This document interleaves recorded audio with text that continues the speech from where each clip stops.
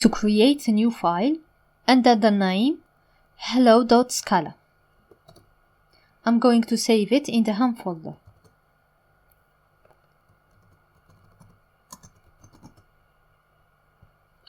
After I've created this file, I'm going to copy my code in this new file. So I defined the hello method, which is the main method that will print the hello world message. I'm going to save my file and then compile it and run the generated class file.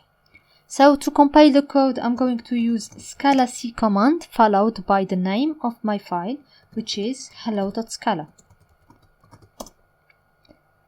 It will generate 6 files. One of them will be hello.class, hello corresponding to the method or to the defined method hello.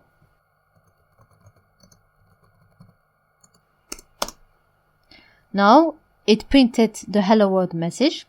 Another way to run the code without compiling it is to use directly the Scala command followed by hello.scala. Thank you for watching and see you in the next video. Bye.